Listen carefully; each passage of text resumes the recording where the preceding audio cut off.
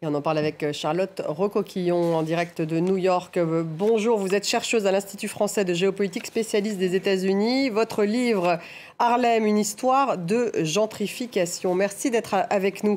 Kamala Harris qui cherche bien sûr encore des soutiens. Comment expliquer la prudence de Barack Obama ?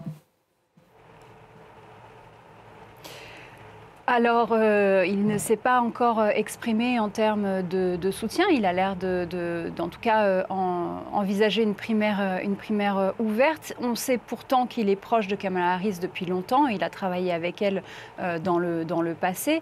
Donc, il ne devrait pas, en tout cas, s'opposer complètement à sa candidature. Je ne peux que spéculer, je ne suis pas dans les confidences de Barack Obama, je ne peux que spéculer sur le fait qu'il protège son poids politique et qu'il réserve son opinion pour un autre moment dans la campagne, de la même manière qu'il s'était assez tardivement exprimé sur le fait que Joe Biden devait abandonner sa candidature. Les démocrates risquent-ils justement de se déchirer autour de son investiture ? On vient d'apprendre que Joe Manchin, finalement, ne sera pas candidat, mais il pourrait y en avoir d'autres. Alors, il pourrait évidemment y en avoir d'autres, mais pour l'instant, ce qu'il semble quand même émerger, c'est un soutien assez massif et rapide autour de la campagne de la candidature, de l'investiture de Kamala Harris.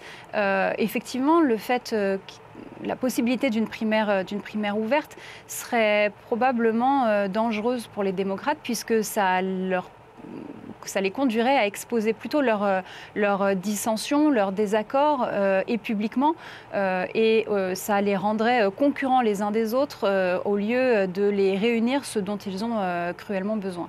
Est-ce qu'il y a d'autres noms que celui de Joe Manchin qui pourraient émerger ? Il y a certains noms, certains gouverneurs, mais entre ceux qui veulent être candidats eux-mêmes ou ceux qui vont se placer plutôt dans la possibilité d'être vice-président, je pense à Josh Shapiro par exemple.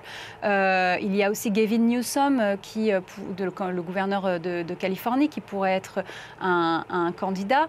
Mais voilà, il va falloir laisser un petit peu de temps à ces personnalités politiques pour se déclarer ou non. On a bien vu que la rapidité avec laquelle Joe Manchin avait commencé à indiquer qu'il pourrait être intéressé par une nouvelle candidature, pour finalement se rétracter le lendemain.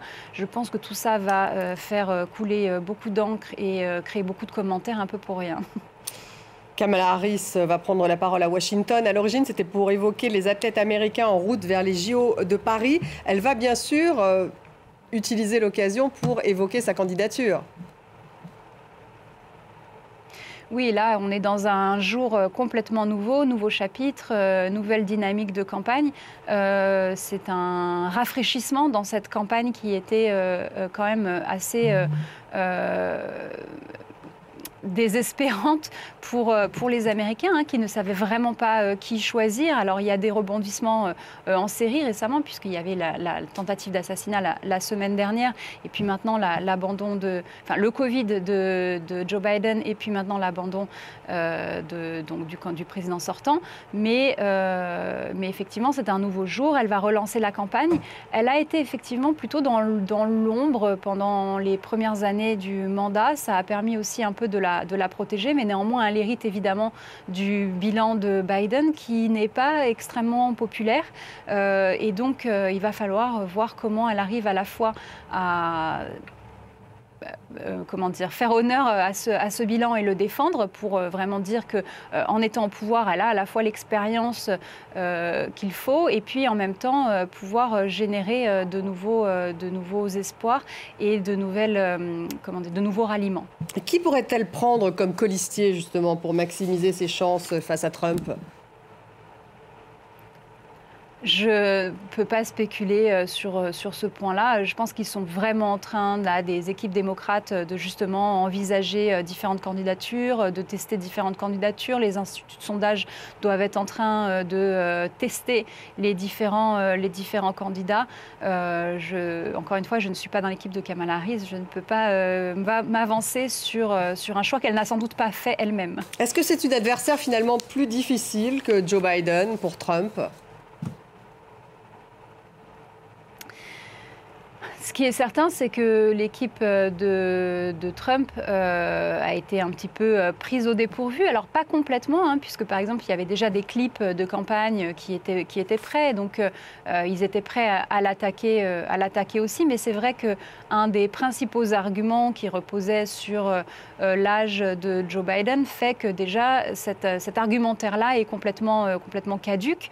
Quant à est-ce que Kamala Harris sera une adversaire plus difficile, je pense que Donald Trump n'a pas spécialement peur. J'entendais un petit peu plus tôt sur votre antenne.